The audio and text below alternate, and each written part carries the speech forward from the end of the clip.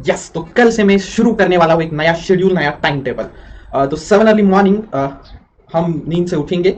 उसके बाद 7:30 को मैं तैयार होके मैथ्स का प्रिपरेशन करूंगा 7:30 टू 8:30। उसके बाद थोड़ा सा टाइम पास करूंगा 15 मिनट्स। देन शार्प 8:45 से लेके 9:30 तक मैं केमिस्ट्री करूंगा। उसके बाद अगेन 5 मिनट्स का ब्रेक एंड देन मैं करूंगा बायो टिल 10:30। उसके बाद आप ऐसे ही शेड्यूल बनाते हो। यस, तो अगर आप ऐसे शेड्यूल बनाओगे तो ये कभी सक्सेस नहीं होने वाला है। कुछ लोगों का हो भी जाता है, बट ऑलमोस्ट 80% बच्चे जो होते हैं वो इस तरीके के शेड्यूल तो बनाते हैं बट उनको एग्जीक्यूट नहीं कर पाते। अगर आप भी इसी शेड्यूल को मतलब सोचोगे कि इसी तरीके का शेड्यूल हमें, स्टडी प्लान हमें क्रिएट करना है, तो भूल जाओ, नहीं हो पाएगा। ऐसा नहीं है कि सबका नहीं हो पाएगा, कोई स्टूडेंट्स रहेंगे जो कर पाएंगे, बट मेरे जैसे, कुछ आपके जैसे स्टूडेंट्स होते हैं जो नहीं कर पाते, राइट। बहुत सारे स्टूडेंट्स तो डिसाइड तो करते हैं कि मैं कल से ये करूंगा, कल से वो करूंगा, बट नहीं होता है। तो मैं आज आपके लिए लेके आ रहा हूँ एक बहुत सिंपल सा स्टडी प्लान, जिसमें हम इस तरीके का डिसीजन नहीं लेंगे कि सुबह अर्ली मॉर्निंग 7 o'clock को मुझे उठना है, देन एग्जैक्ट टाइम के ऊपर ये स्टडी करना है। देखो, स्टडी के लिए कोई टाइम नहीं होता है। जब आपका मन करे तब आप स्टडी को बैठ जाओ, तभी आपका स्टडी होगा, राइट। अगर आप, हम देखने वाले हैं कि आप कैसे स्टडी प्लान क्रिएट करोगे, स्टडी टाइम टेबल क्रिएट करोगे। तो उसमें जो फर्स्ट थिंग है, उसमें आप क्या करने वाले हो कि जस्ट 1 वीक का शेड्यूल आप डिसाइड करोगे। अभी शेड्यूल इन द सेंस, आपको time to time schedule decide नहीं करना है, आपको जस्ट ये डिसाइड करना है कि मैं क्या करने वाला हूँ इस 1 वीक में। मतलब मैं कौन से सब्जेक्ट्स यहाँ पर कंप्लीट करने वाला हूँ। ऐसा नहीं है कि हर एक सब्जेक्ट आप उस वीक में करोगे। अगर मुझे लगता है मुझे मैथ्स करना है, मुझे फिजिक्स करना है इस वीक में, तो मैं वही 2 सब्जेक्ट के ऊपर फोकस करूंगा, राइट। देन आपने अगर सब्जेक्ट डिसाइड किए तो बात आती है टॉपिक्स की। तो आपको कौन से इस सब्जेक्ट में, चलो मैं डिसाइड करता हूं कि मुझे मैथ्स करना है 2 दिन, तो मैं इस 2 दिन में फर्स्ट डे में ये मैथ्स का टॉपिक खत्म करूंगा, सेकेंड डे में ये टॉपिक खत्म करूंगा। ऐसा स्टडी प्लान आपको क्रिएट करना है। जब आप टॉपिक डिसाइड करोगे तो बात आती है एग्जीक्यूशन की, दैट इज प्रैक्टिस की, राइट। सो जब आपने, चलो 1 वीक का टाइम शेड्यूल जो है वो डिसाइड कर दिया, हर एक सब्जेक्ट को आपने डेज अलॉट कर दिए। अभी जब आप एग्जीक्यूशन का टाइम आएगा तो कितने आवर्स आपको पर डे स्टडी करना है। तो एक मेरे हिसाब से, राइट, ये मेरा खुद का कैलकुलेशन है।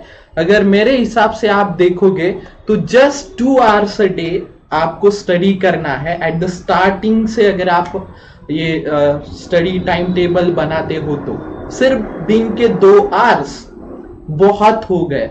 अगर आपको 100% स्कोर करना है ना, तभी मैं ये नहीं कहूंगा कि आप 6-7 घंटा स्टडी करो। सिर्फ आपको जस्ट 2 आवर्स अ डे निकालना है, जिसमें 1.5 आवर ये टोटल आपका जो भी प्रैक्टिस का टाइम होगा, जो भी न्यू कंसेप्ट है वो आपको सीखने हैं। देन बहुत सारा जो आप लेक्चर्स अटेंड करते हैं, उनको उस क्वेश्चंस को सॉल्व करना होता है, स्टडी करना होता है, तो ये 1.5 आवर उसको देंगे। एंड बचा हुआ हाफ आवर जो भी हमने ऑलरेडी करके रखा है, मतलब मान लो लास्ट वीक में जो भी कंसेप्ट हमने स्टडी कर लिया था उनको रिवाइज भी करना पड़ेगा। तो ये जो हाफ आवर है वो आपको रिवीजन के लिए देना है। तो बहुत सिंपल सा time and studies time table मैंने आपको बताया कि जस्ट आपको 2 आवर्स अ डे पिक करने हैं। अभी ये 2 आवर्स ये कंसिस्टेंटली होने ही चाहिए, ऐसा भी नहीं आप मॉर्निंग में 1 आवर, इवनिंग में 1 आवर डिसाइड करो। सिर्फ डिसाइड करो कि आज मुझे 2 आवर्स देने हैं।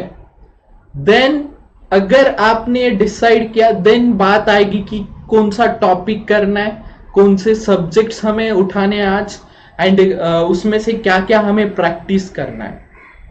तो एक बहुत सिंपल सा शेड्यूल है, यही अगर आप फॉलो करोगे तो बात खत्म। नेक्स्ट बात जब आती है वो आती है कि नोट्स कैसे बनाएं, राइट। तो अभी हम बात करेंगे कि जब नोट्स की बात आती है, how to make notes, simple notes आप कैसे बनाओगे हर एक सब्जेक्ट में। तो नोट्स बनाने के लिए मेरा एक ही फॉर्मूला है कि आप पूरे टॉपिक को डिवाइड करो 3 सेक्शंस में, राइट। अभी ये 3 सेक्शंस कैसे होंगे, तो फर्स्ट सेक्शन होगा बहुत ही सिंपल कंसेप्ट का, नेक्स्ट कुछ फॉर्मूला बेस्ड और कंसेप्ट बेस्ड सेक्शन होगा, एंड थर्ड वाला होगा कुछ हॉट्स लेवल के कंसेप्ट्स, राइट। सो जो सिंपल क्वेश्चंस होते हैं वो उस टाइप के होते हैं, उनको हम एक बार भी कर लेना तो बात खत्म हो जाती है, उनको हमें बार बार पढ़ना नहीं पड़ता है। तो आपको वैसे ही करना है कि टॉपिक को 3 सेक्शन में डिवाइड करना है, 1 सिंपल, सेकेंड वाला फॉर्मूला रिलेटेड, एंड थर्ड वाला हॉट्स, राइट। जो फॉर्मूला रिलेटेड और सम कंसेप्ट रिलेटेड पार्ट होता है उसको हमें थोड़ा सा रिवाइज करना होता है। मतलब जब भी आपका एग्जाम आए तो एग्जाम के टाइम आप अगेन वो फॉर्मूला लर्न करते नहीं बैठोगे, राइट। आपके पहले ही लर्न होने चाहिए, सारे फॉर्मूलाज हो, कुछ कंसेप्ट्स हो, तो दैट्स वाई इनको थोड़ा सा रिवीजन चाहिए होता है इस फॉर्मूला रिलेटेड कंसेप्ट के लिए। देन हॉट्स के लिए तो जितना प्रैक्टिस ज्यादा आप करोगे उतना आपके लिए बेनिफिट होता है, राइट। सो हॉट्स जो होते हैं उनको रिपीटेडली मतलब अगेन एंड अगेन इसको रिवीजन चाहिए होता है। तो आप क्या करेंगे, नोट्स बनाते वक्त आप 3 पेन का यूज करोगे, एक होगा ब्लैक, देन होगा रेड, एंड थर्ड वन होगा ब्लू।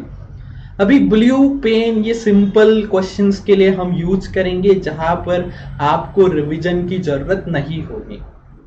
जो ब्लैक पेन होगा उसको हम थोड़ा सा फॉर्मूला रिलेटेड जो भी कंसेप्ट है और जो कोई कंसेप्ट्स होते हैं जिनको थोड़ा सा याद करने की जरूरत होती है वो हम इसमें डाल देंगे।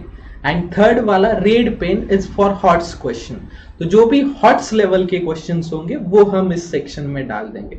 तो बस इतने ही आपको जो टिप्स है वो फॉलो करने हैं, ज्यादा कुछ नहीं करना है, इतना ही करना है, ओके। सो अगर आपको ये बेनिफिट आपको मिल जाता है, अगर आप इन सारे टिप्स को यूज करोगे तो 100 and 100% हम 90+ तो आराम से जाएंगे।